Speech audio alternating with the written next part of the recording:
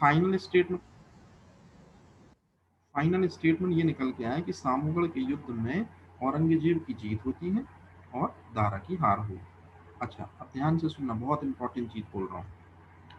हुआ ये, इस युद्ध में पराजय होगी जब दारा की, तो वो क्या करेगा, वो दिल्ली जाएगा और अपने परिवार को लेगा और वहां से वो लाहौर निकल जाएगा। मतलब उस समय शाहजहां आगरा में था, तो बादशाह से नजर मिलाने की हिम्मत तक नहीं होती है दरअसल में किसकी, दारा सिकोह की। और वो आगरा ना जाकर जहाँ बादशाह हैं, शाहजहां हैं, सीधे कहाँ चला जाता है, दिल्ली, अपने परिवार को लेता है और लाहौर निकल लेता है। अब सुनो मुद्दे की चीज, बहुत इंपॉर्टेंट। इसी दौरान रास्ते में मुराद को बंदी बना लिया जाता है। इसके बाद आता है मोस्ट इंपॉर्टेंट चीज जो आप याद रखेंगे, जिस वजह से मैंने सामूगढ़ के युद्ध को आराम से बताया। सामूगढ़ का युद्ध जीतने के बाद, मेरी बात ध्यान से सुनना, औरंगजेब आगरा पहुंचेगा। आगरा में शाहजहां है, उनको बंदी बनाएगा।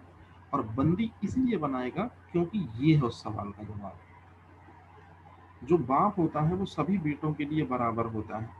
परंतु शाहजहां ने सामूगढ़ के युद्ध में केवल और केवल दारा को सेना दी, शाही सेना। औरंगजेब भी तो लड़का था, औरंगजेब को कोई सेना नहीं थी।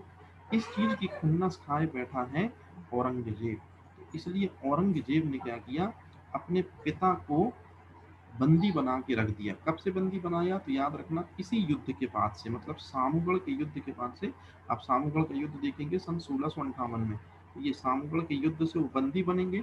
आगरा के किले में, लाल किले में उनको बंदी बना के रख दिया जाएगा। और फिर उनकी पूरी जिंदगी यही बंदी के रूप में गुजर जाएगी और वो यही मर जाएंगे।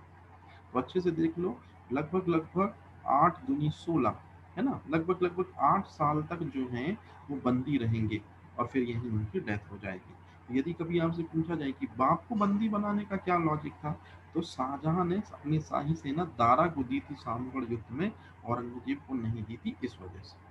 अब आती मोस्ट इंपॉर्टेंट चीज, मतलब एक इंपॉर्टेंट चीज हो गई, चौथा पॉइंट, कि शाहजहां को कहाँ कैद करके रखा था औरंगजेब ने, तो आगरा के किले में या आगरा के लाल किले में भी बोल सकते हैं, ठीक है। अब आता मोस्ट इंपॉर्टेंट चीज, सामूगढ़ का युद्ध हो चुका है, शाहजहां को बंदी बना लिया गया है, दारा से वो भाग गया है, तो निश्चित रूप में अब जो नया बादशाह है वो है औरंगजेब। तो बस इसी खुशी में प्रथम राज्याभिषेक करवाया जाएगा अबुल मुजफ्फर आलमगीर के नाम से। मतलब यदि कोई आपसे पूछे कि औरंगजेब का नाम क्या पड़ा, तो औरंगजेब ने प्रथम राज्याभिषेक के बाद ये नाम लिया है, अबुल मुजफ्फर आलमगीर। तो आपसे ये क्वेश्चन पूछा जाता है, आलमगीर किसे संबोधित किया जाता है, याद रखना औरंगजेब। अब मोस्ट इंपॉर्टेंट चीज जो आती है, छठवें नंबर का पॉइंट, जिस जजिया कर को हिंदुओं से अकबर ने लेना बंद कर दिया था, औरंगजेब काफी कट्टर शासक है, शुद्ध इस्लामिक तरीके से साम्राज्य को आगे बढ़ाना चाहता है। तो इसलिए औरंगजेब ने कहा कि नहीं, कोई जजिया कर हिंदुओं को माफ बाप नहीं, फिर से लिया जाएगा जजिया कर। तो ये चीज फिर से इंपॉर्टेंट है, आपसे क्वेश्चन पूछा जाएगा, अकबर के द्वारा बंद जजिया कर को किसने लागू किया, तो आंसर है औरंगजेब, ये याद रखना। फिर इसके बाद खंजवा का युद्ध इंपॉर्टेंट नहीं है, उसको रहने दो। अब आता मोस्ट इंपॉर्टेंट, देवराई का युद्ध। दरअसल में देवराई के युद्ध में दारा जो है भाग गया था और लाहौर में चला गया था अपने परिवार को लेकर, सेना ये ना एकत्रित करेगा, फाइनल लड़ाई होगी इनके बीच में, उसको देवराई की लड़ाई कहते हैं। याद रखना, देवराई राजस्थान में अजमेर, अजमेर के निकट एक जगह है, यहीं कहीं मैंने, हाँ ये है, अजमेर के निकट एक जगह है देवराई, इंपॉर्टेंट है, याद रखना, ठीक है। लड़ाई होती है, हुई लड़ाई तो होगा क्या, एक बार फिर से दारा की क्या हो जाएगी, हार हो जाएगी। मतलब ये अंतिम निर्णायक युद्ध था और इस युद्ध में दारा की क्या हो जाती है, हार। अब सुनना मुद्दे की चीज, दिल्ली की गलियों में फटे हुए कपड़े पर, फटे हुए कपड़े पहनाकर हाथी पर लेकर आया जाएगा और पूरे नगर में घुमाया जाएगा। ऐसा करने का मकसद था कि शाहजहां दारा को अगला बादशाह बनाकर लोगों के दिलों में दारा सिकोह के लिए मोहब्बत भरना चाह रहे थे। तो दारा को उसी क्राउड के बीच में, जिसका वो हीरो बनना था, उसी के बीच में उसको घुमाया गया और लोग पत्थर मार के ये बोलते थे कि दरअसल में ये दारा यदि हमारा बादशाह बन जाता तो देखो क्या हाल होता, औरंगजेब ही ठीक है कम से कम। तो इस तरह से घुमाया ताकि उसकी बेइज्जती हो, लोगों के दिलों से दारा का जो भाव है वो हटे और औरंगजेब की धाक जाए, इसलिए दरअसल में उसको फटे हाल गलियों में कपड़े पहनकर घुमाया गया था। और कुछ समय बाद उसको मृत्यु दंड भी दे दिया। दरअसल में औरंगजेब का चाचा बहुत कमीना था। औरंगजेब के सॉरी मामा बहुत कमीना था।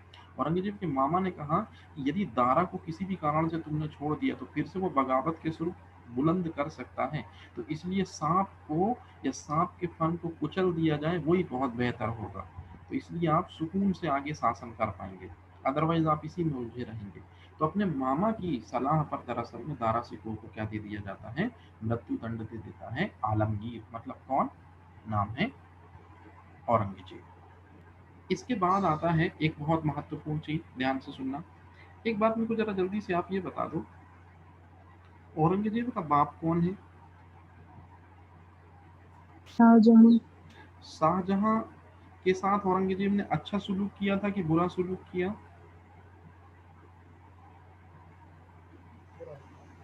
पूरा। बुरा किया। भाई 8 साल पूरा। तक, 8 साल तक वो आगरा की जिस काल कोठरी में रखा है, याद रखना, केवल पानी मिलता था, और वो भी सूखी रोटियां, और वो भी बादशाह को। और तबीयत कितनी भी खराब रही है, कोई दवाई नहीं, कोई कुछ नहीं।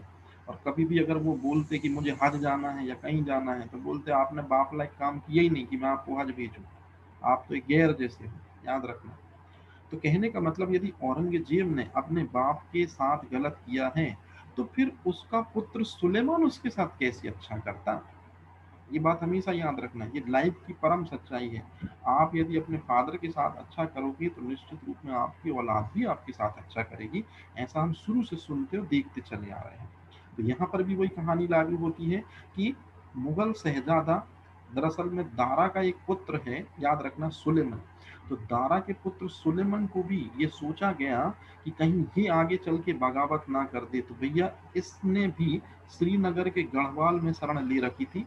तो औरंगजेब ने क्या किया, ध्यान से सुनना, औरंगजेब ने श्रीनगर के गढ़वाल के शासक को बुलवाया और उसको बोला कि बिना भनक लगे सुलेमान को ये खाना खिला दीजिएगा। और उसमें दरअसल में क्या था, जहर था। और वो जहर खाकर दरअसल में दारा पहले ही मर चुका था, सुलेमान उसका बेटा भी मर जाता है। और अब आता मोस्ट इंपॉर्टेंट चीज, पहला राज्याभिषेक हो चुका था, लेकिन दारा और उसका बेटा नहीं मरा था, सुलेमान। लेकिन अब फाइनल पूरी तरह से सारे के सारे प्रतिद्वंदी छट जाते हैं।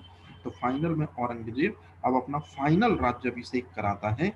तो किस नंबर का राज्याभिषेक हो जाएगा, दूसरा। तो आप ये याद रखेंगे, मुगल काल में 2 बार राज्याभिषेक कराने वाला व्यक्ति है औरंगजेब। पहला राज्याभिषेक उसने करवाया था सामूगढ़ युद्ध के बाद, और इसी युद्ध में उसने आलमगीर की उपाधि ली थी। और दूसरा करवाया था उसने देवराई के बाद, और देवराई में वो ऑफिशियल था, मतलब नॉर्मल हो गया ऐसा।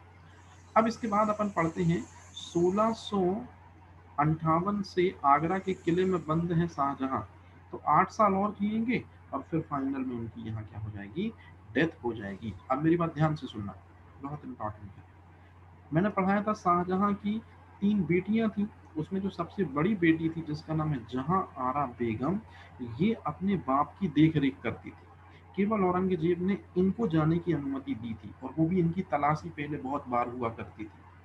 तो फाइनल में चूंकि बाप का कर्ज इनने अदा किया, एक बच्ची ने अदा किया, इस वजह से औरंगजेब ने खुश होकर कि चलो लड़कियों ने दरअसल अपने फादर का कर्ज अदा किया है, जैसे फातिमा ने मोहम्मद साहब का अदा किया था, तो इसीलिए साम्राज्य की प्रथम महिला का खिताब दिया। तो ये क्वेश्चन भी पूछा जाता है कि औरंगजेब ने साम्राज्य की प्रथम महिला का खिताब अपनी किस बहन को दिया था, याद रखना, जहां आरा बेगम, क्योंकि उन्होंने किसकी सेवा करी थी, अपने पिता की सेवा करी थी। और मैं आपको बता चुका हूँ कि औरंगजेब ने अपने पिता को बंदी क्यों बनाया, उनकी सेवा क्यों नहीं की, सामूगढ़ के युद्ध में सेना था, बहुत बड़ा रीजन इसका, ठीक है ऐसा। अब इसके बाद जब अपन आगे बढ़ते हैं, तो सैन्य अभियान आते हैं शाहजहां के। अब एक बात याद रखिएगा, जब भी शाहजहां के सैन्य अभियान होंगे तो ज्यादातर उन विद्रोहों का दमन करने के लिए औरंगजेब ही आपको हीरो मिलेगा, क्योंकि दारा सिकोह तो बिजी रहते हैं कहाँ पर, बातचीत करने में। शाह सूजा और मुराद उतने बेहतर नहीं है। मतलब सीधे सीधे मुद्दे के जो शासक हैं, वो कौन, मुद्दे का जो शासक है वो है औरंगजेब, जो ज्यादातर शाहजहां के समय में विद्रोहों को दबाएगा। जैसे पहला है अहमदनगर का विलय, मोस्ट इंपॉर्टेंट है ये चीज, कि अहमदनगर का शाहजहां ने दक्षिण में सबसे पहले किस राज्य को टेक ओवर किया था, तो याद रखना, अहमदनगर को टेक ओवर किया था उसने। दूसरा क्वेश्चन मोस्ट इंपॉर्टेंट, गोलकुंडा को कब औरंगजेब ने शाहजहां के शासनकाल में मिलाया था? तो याद रखना ये डेट हमेशा पूछी जाती है आपसे, 1636। अब मेरी बात ध्यान से सुनना, 1636 में दरअसल में गोलकुंडा का जो शासक है, नाम है उसका अब्दुल्ला कुतुब शाह। आपको ये सब याद नहीं रखना है, बस आप मेरी बात ध्यान से सुनना जो बात बोल रहा हूँ, कि गोलकुंडा का जो शासक है अब्दुल्ला कुतुब शाह, जब वो आधीनता स्वीकार कर लेता है औरंगजेब की, मतलब मुगलों की, और बादशाह उस समय शाहजहां है, तो एक व्यक्ति का नाम आता है गोलकुंडा में, मीर जुमला। मोस्ट इंपॉर्टेंट, ये मीर जुमला वास्तव में गोलकुंडा का वजीर है। मतलब ये अब्दुल्ला कुतुब शाह जो है ये राजा है, और उसका वजीर है मीर जुमला। ये मीर जुमला जो है ये बेशकीमती हीरा देगा शाहजहां को। तो आपसे ये क्वेश्चन हमेशा पूछा जाता है कि शाहजहां का बेशकीमती, या शाहजहां को बेशकीमती जो कोहिनूर हीरा है वो किसने गोलकुंडा विजय के दौरान दिया था? याद रखना मीर जुमला ने दिया था। बस यही इंपॉर्टेंट है, इसके अलावा यहाँ कुछ भी इंपॉर्टेंट नहीं है। अब आगे बढ़ते हैं बीजापुर।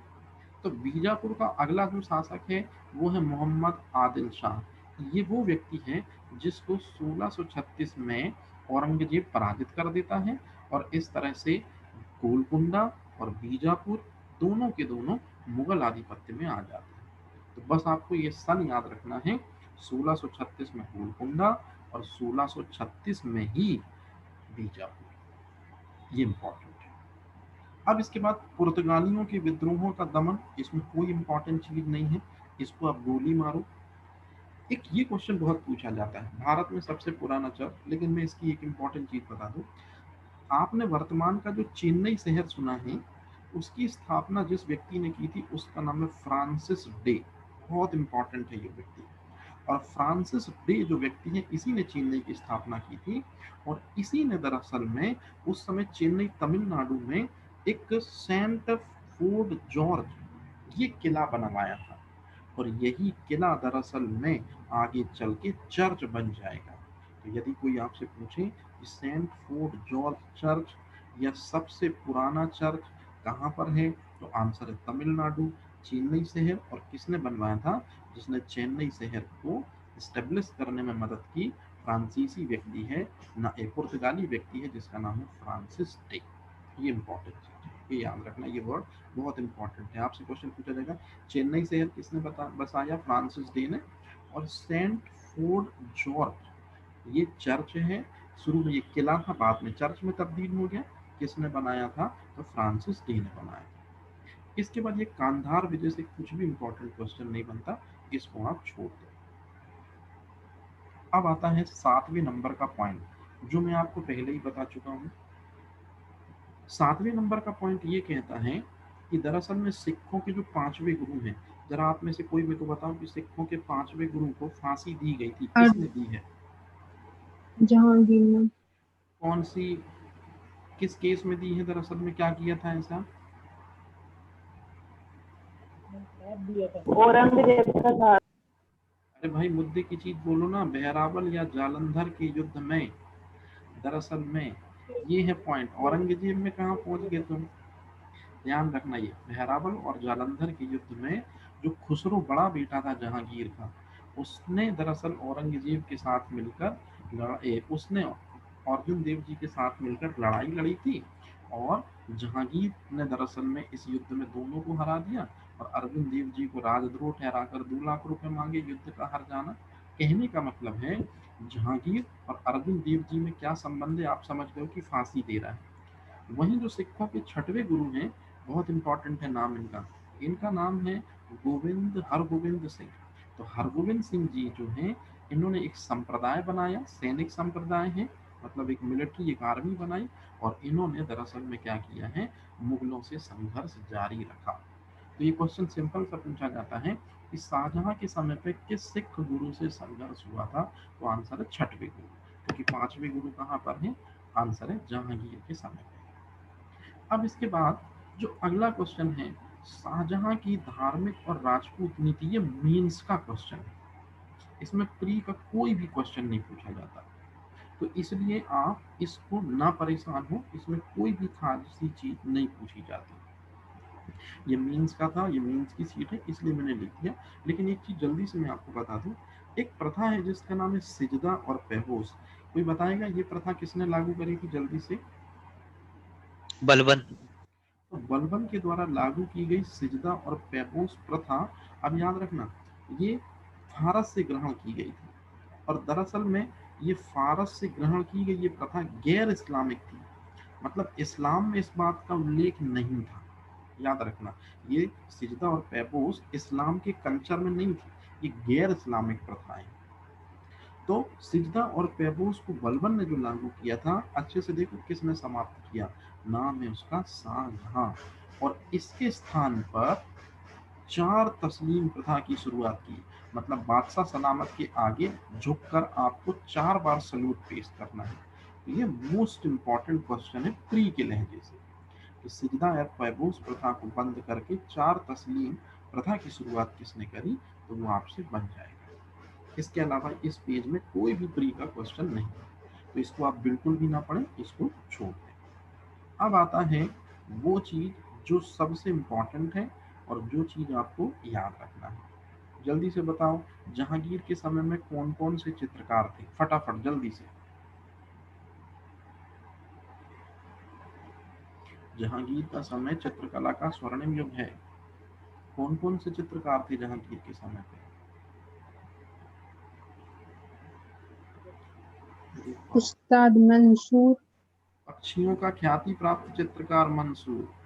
अच्छा, व्यक्तियों का चित्रकार कौन था? अबुल हसन, अबुल अबुल हसन। हसन। क्या कर रहे तुम लोग भाई यार? अब यदि मैं पूछूं बिशन दास को कहाँ भेजा था? ईरान भेजा था, शाह अब्बास प्रथम का चित्र बनवाने के लिए। ठीक है, ये नाम याद रखने हैं आप लोगों को। तो कहने का मतलब है, जहांगीर के समय में चित्रकला बहुत जबरदस्त तरीके से पनपी, लेकिन शाहजहां के समय में चित्रकला जो है वो धीरे धीरे धीरे धीरे छत विचत हो गई या धराशायी हो गई। क्यों?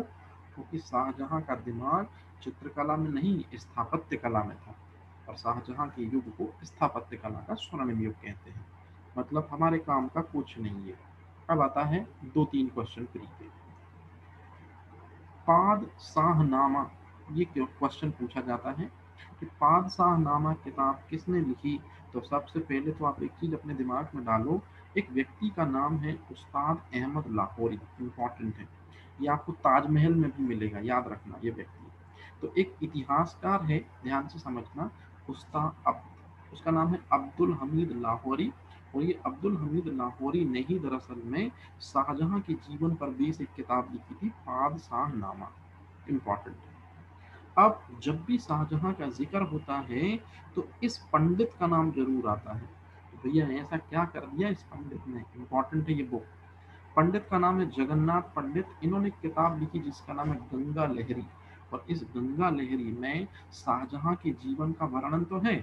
शुरुआत में शाहजहां काफी कट्टर होता है अपने इस्लाम धर्म के प्रति, लेकिन धीरे धीरे धीरे धीरे उम्र के अंतिम पड़ाव में वो इस्लाम की कट्टरता को धीरे धीरे खोता जाता है और अकबर के जैसा सहिष्णु हो जाता है। इसलिए याद करो, उसने औरंगजेब को शासक नहीं चुना, दारा को शासक चुना है। तो ये बताता है हमको कि दरअसल में औरंगजेब को शासक न बनाना, दारा को शासक बनाना शाहजहां का, ये यही बताता है कि शुरुआत में भले कट्टर था शाहजहां, लेकिन धीरे धीरे धीरे धीरे धीरे धीरे वो क्या हो गया, अकबर के जैसा सहिष्णु हो गया। तो एक बुक लिखी है गंगा जगन्नाथ पंडित ने, गंगा लहरी। इस बुक में शाहजहां की इन्हीं बातों को बताया जो मैंने अब भी आपको बताई। और सबसे इम्पोर्टेंट चीज, कविराज की उपाधि दी। अब मैं जल्दी से आपसे एक क्वेश्चन पूछता हूँ, बताओ अकबर के 9 रत्नों में कविराज की उपाधि किसको मिली है?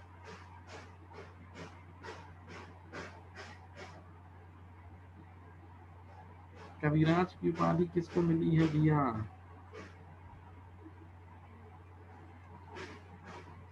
अच्छा बताओ, कंठाभरण वाणी विलास की उपाधि किसको मिली है अकबर के? तानसेन, तानसेन, याद रखना, ठीक है।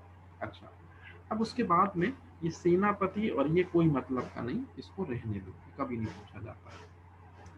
अब जो चीज पूछी जाती है वो आपके सामने आ रही है कि शाहजहां का जो काल है, ध्यान से सुनना, पहला क्वेश्चन, मुगल साम्राज्य का स्वर्णिम युग, पहली चीज। दूसरा क्वेश्चन, कला की एक प्रकार है, जैसे चित्रकला कला का एक प्रकार है, उसी तरह से है स्थापत्य कला। बिल्डिंगें बनेंगी, मीनारें बनेंगी, है ना, स्थापत्य कृतियां बनेंगी। तो मुगल काल में जिसने स्थापत्य कला का सबसे ज्यादा विकास कराया, शाहजहां। अब यदि मैं आपसे पूछूं कि ऐसा क्या करवाया है इसने, तो भैया शुरुआत करते हैं सबसे पहली चीज से, जिसके बारे में आप सबको मेरे से ज्यादा भी पता है, लेकिन अब मैं सीधे आपको केवल क्वेश्चन बता रहा हूँ। पढ़ाने का मकसद मेरा बिल्कुल भी नहीं है ताजमहल। सबसे पहला क्वेश्चन है, ताजमहल जो है वो किसको समर्पित मकबरा या कब्र है? तो आंसर है मुमताज को। मुमताज का पूरा नाम आप सब जानते हो, रजुमंद बानो बेगम। मृत्यु कब हुई थी ये भी पूछा जाता है, कहाँ हुई थी ये भी पूछा जाता है। तो ये पहला क्वेश्चन आपका हो गया। दूसरा क्वेश्चन, ताजमहल के अंदर ही है मुगल गार्डन। याद रखना, राष्ट्रपति भवन में भी मुगल गार्डन है। तो राष्ट्रपति भवन में जो मुगल गार्डन है वो बनाने का विचार जो आया वो यहीं से आया था दरअसल में। तो ये दूसरा क्वेश्चन हो गया। तीसरा क्वेश्चन,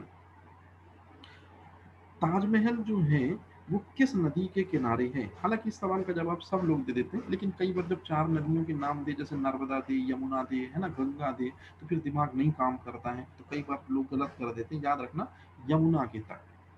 तो यमुना के तट के किनारे दरअसल में ताजमहल बना है।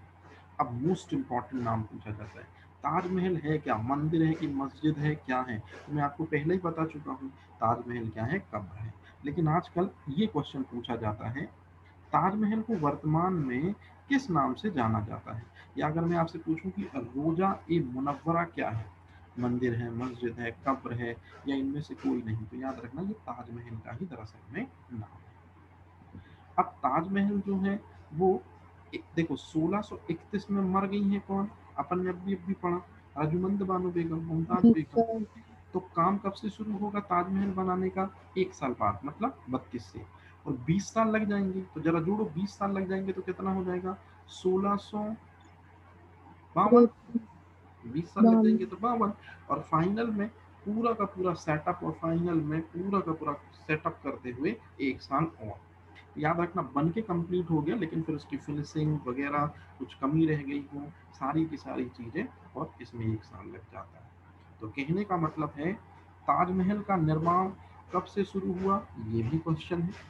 ताजमहल बनकर कब तैयार हुआ ये भी क्वेश्चन है।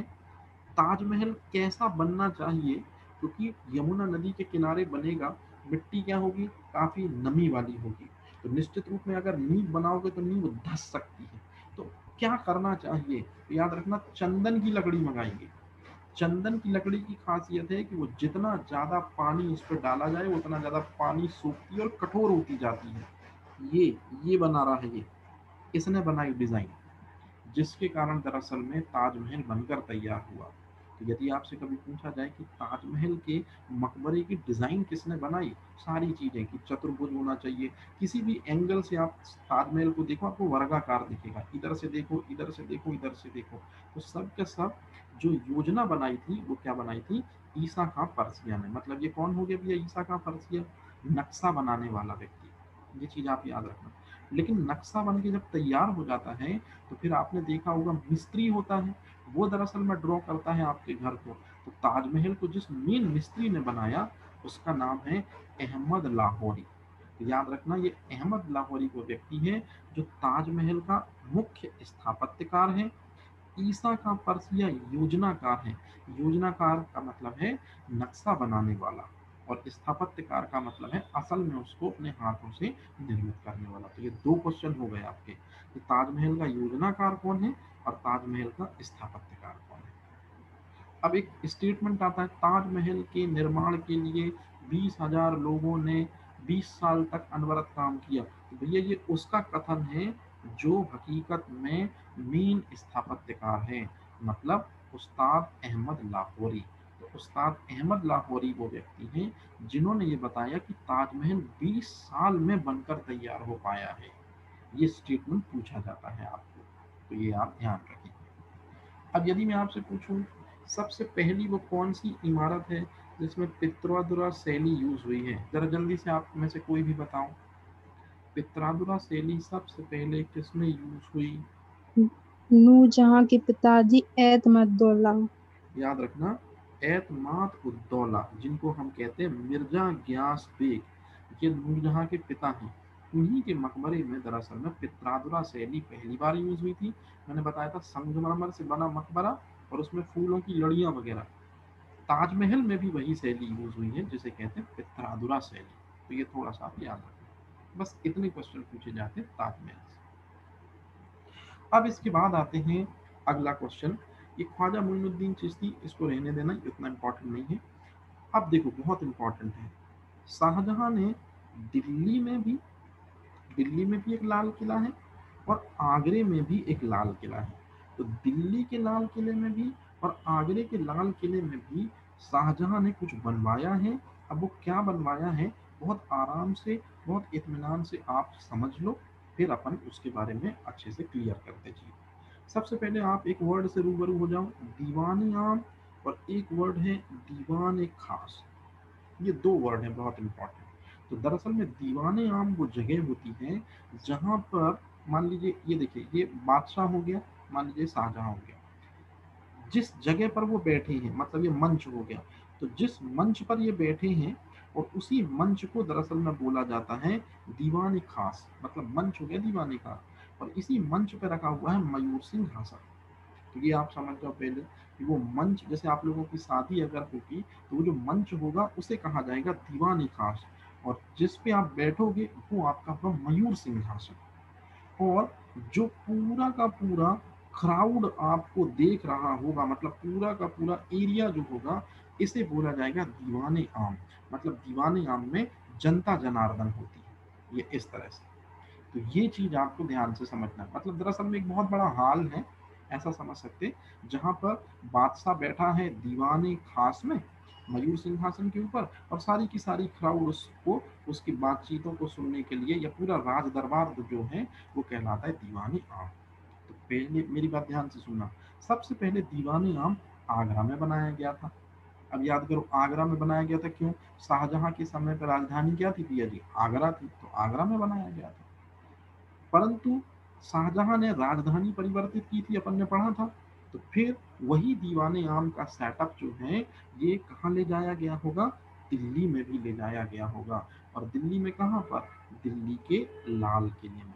तो यदि मैं आपसे पूछूं कि दिल्ली के लाल किले में दीवाने आम, मतलब दीवाने आम का मतलब एक बड़ा सा हॉल जहां पर राजा बैठता है और सारी की सारी क्राउड बैठती है और उनकी बातचीतें होती हैं। तो ये आप ध्यान रखें।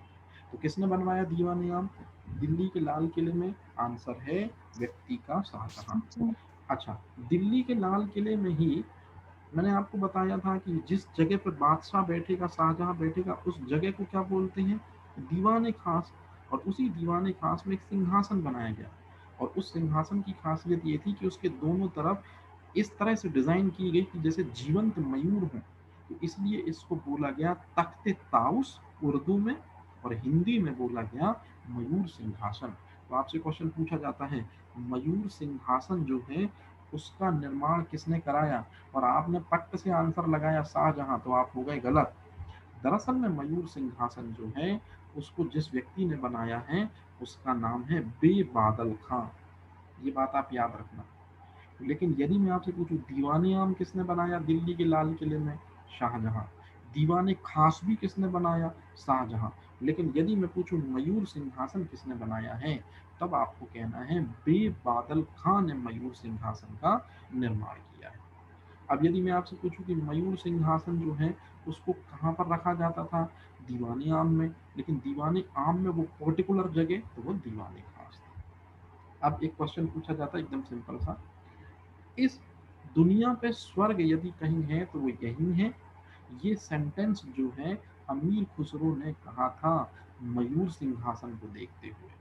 तो ये बात आप हमेशा याद रखना कि इस दुनिया पे स्वर्ग यदि कहीं है तो वो दीवाने खास में है। और इसी दीवाने खास में मैंने आपको बताया था, एक माफी चाहता हूँ, मैंने आपको बताया था गोलकुंडा में एक हीरा दिया था मीर जुमला ने। दरअसल में उस हीरे को इसी तख्ते ताउस में फिट कर दिया गया था। तो इसलिए दरअसल में मयूर सिंहासन की वैल्यू और भी बढ़ जाती थी। इसलिए दरअसल में ये स्टेटमेंट लिखा है। अब एक क्वेश्चन हमेशा पूछा जाता है कि जो मयूर सिंहासन है एक व्यक्ति है, जब अपन उत्तरवर्ती मुगल पढ़ेंगे तो एक बादशाह आएगा जिसका नाम है मोहम्मद शाह रंगीला।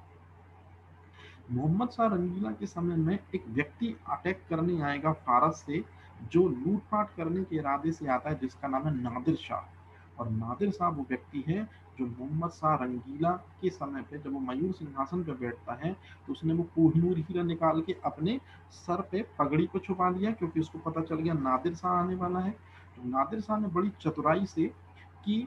तो बड़ी चतुराई से कैसे, बस मैं बता रहा हूँ, उसको दिमाग में रख लेना क्योंकि ये इंपॉर्टेंट चीज़ है बहुत ज़्यादा।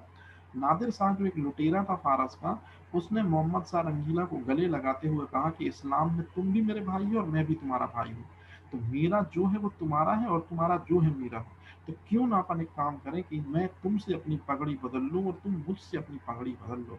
तो इस तरह से मोहम्मद शाह रंगीला का हीरा किसको ट्रांसफर हो जाता है, नादिर शाह को।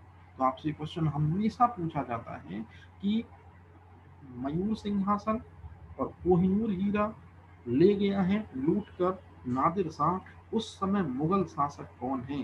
तो याद रखना, उत्तरवर्ती मुगल एक शासक है जिसका नाम है मोहम्मद शाह रंगीला। ये इंपॉर्टेंट क्वेश्चन है बहुत ज्यादा। अब यदि मैं आपसे पूछूं कि भैया जी दीवान खास क्या है, तो आप बोलेंगे दीवान खास पहले आगरा में था, जब राजधानी परिवर्तन हुआ तो दिल्ली के लाल किले में भी दीवान खास आ गया। तो दिल्ली के लाल किले में जो दीवाने खास है, यहीं पर दरअसल में क्या किया गया था, रखा गया था सिंहासन को। और यहीं से कुछ दूरी पर एक जगह है, वहीं से पानी की आपूर्ति के लिए एक नहर भी निकाली गई थी। तो नहर जो निकाली गई थी, इस नहर को कहते हैं नहर ए बहिश्त। नहर ए बहिश्त इसलिए बोलते हैं कि वो हीरा जो था उसकी चमक इस पानी पर जब पड़ती तो ऐसा लगता था कि ये स्वर्ग से कोई नदी आ रही है। तो इसलिए ये भी क्वेश्चन पूछा जाता है कि स्वर्ग की नहर किसे कहते हैं या नहर ए बहिश्त किसे कहते हैं। तो याद रखना, ये चीज शाहजहां ने बनवाई थी और ये दिल्ली के लाल किले में दरअसल में स्थित है ऐसा। अब इसके बाद एक क्वेश्चन मैं आपको पहले ही बता चुका हूँ, शाहजहानाबाद नगर की स्थापना भी पुरानी दिल्ली के नाम से किसने करी थी? आंसर है शाहजहां ने करी थी। उसके बाद एक और क्वेश्चन पूछा जाता है, खास महल, रंग महल और शीश महल, ये सभी दिल्ली में नहीं है बल्कि आगरा के लाल किले में है। अब मेरी बात ध्यान से सुनना, लाल किले दो हैं, एक दिल्ली में लाल किला है और एक आगरा में लाल किला है। तो आगरे का लाल किला अकबर ने बनवाया था, याद रखना। और दिल्ली का लाल किला कौन बनवा रहा है? शाहजहां। और उसी दिल्ली के लाल किले में बहुत सारी चीजें भी शाहजहां बनवा रहा है, जैसे दीवाने आम, दीवाने खास, है ना, मयूर सिंहासन शाहजहां ने, बेबादल खान ने बनवाया है। परंतु जो आगरा का लाल महल है, तो उसमें ये तीन चीजें हैं, ये आगरा के लाल किले में ये तीन चीजें हैं, खास महल, रंग महल, शीश महल, और इसको भी शाहजहां ने निर्मित करवाया है। तो ये आप ध्यान रखेंगे, इंपॉर्टेंट क्वेश्चन। शालीमार बाग लाहौर में बनवाया था, इंपॉर्टेंट है ये क्वेश्चन भी शाहजहां के द्वारा। अब आता है दिल्ली का Lal Qila, most important question. यदि मैं पूछूं आगरे का लाल किला तो अकबर ने बनवाया था, लेकिन दिल्ली का लाल किला बनवाया था शाहजहां ने। और ये है वो स्थापत्यकार, उस्ताद हमीद और उस्ताद अहमद, मतलब वही जिन्होंने ताजमहल के निर्माण के लिए काम किया, ये वही है। तो ये आप ध्यान रखना, बस इतना ही इसमें पूछा जाता है। अब आता बहुत फंसाने वाला क्वेश्चन, शाहजहां के समय में कुछ मस्जिदें भी बनी हैं, जैसे दिल्ली की जामा मस्जिद। तो याद रखना, अपन ने अभी पढ़ा कि दिल्ली में लाल किला जो है, इसी दिल्ली के लाल किले के अंदर है जामा मस्जिद। तो यदि आपसे क्वेश्चन पूछा जाए कि दिल्ली के लाल किले की जामा मस्जिद किसने बनवाई, तो आंसर है शाहजहां ने बनवाई। पहला क्वेश्चन। दूसरा क्वेश्चन, यदि मैं आपसे पूछूं कि आगरे में भी लाल किला है और उसके अंदर भी एक जामा मस्जिद है, तो ये भी क्वेश्चन बहुत इंपॉर्टेंट है कि आगरे के लाल किले की जामा मस्जिद भी किसने बनवाई? नो डाउट शाहजहां ने आदेश दिया है, परंतु जिसने बनवाई है वो है जहां आरा।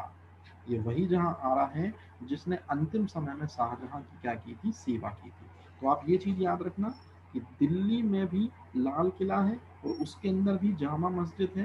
तो दिल्ली की जामा मस्जिद बनवाई है शाहजहां ने, लेकिन आगरे में भी लाल किला है और उसकी जामा मस्जिद जो है वो शाहजहां के कहने पर जहां आरा ने बनवाई है, जो सबसे बड़ी बेटी थी दरअसल में शाहजहां। अब आता फिर फंसाने वाला क्वेश्चन। आगरा के लाल किले में एक मस्जिद है मोती मस्जिद, ये भी मोस्ट इंपॉर्टेंट क्वेश्चन है। इसका निर्माण किसने करवाया है?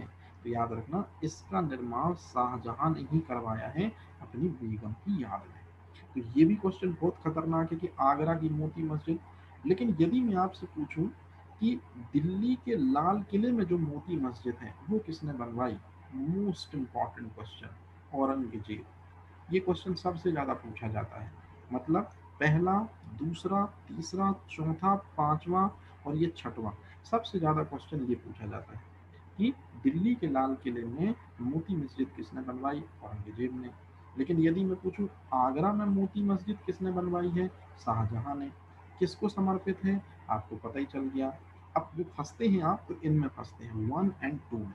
तो ये चीज आप दिमाग में बैठा लो कि दिल्ली में भी लाल किला है और आगरे में भी लाल किला है। उसी लाल किले में जामा मस्जिद है और उसी लाल किले में ये भी जामा मस्जिद है।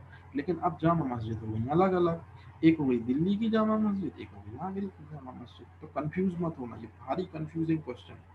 और एक लास्ट क्वेश्चन है, नगीना मस्जिद का निर्माण किसने करवाया है? तो ये शाहजहां कभी नहीं बोलेगा, इस शैली में बनवाया है, इसलिए ये इम्पोर्टेंट है, बंगाली शैली में। तो इसलिए क्वेश्चन पूछा जाता है कि कौन सी स्थापत्य कृति को शाहजहां ने बंगाली शैली में बनवाया था? तो आंसर है नगीना मस्जिद, याद रखना ये चीज। और नगीना मस्जिद कहाँ है? दिल्ली में नहीं है, ये आगरे में। मतलब ऐसे खतरनाक क्वेश्चन पूछे जाते हैं। अब इसके बाद अगला सवाल का जवाब देने के पहले आप लोग मेरे को एक बात कंफर्म करो कि जहांगीर के, अच्छा अपन कभी भी समय खत्म हो सकता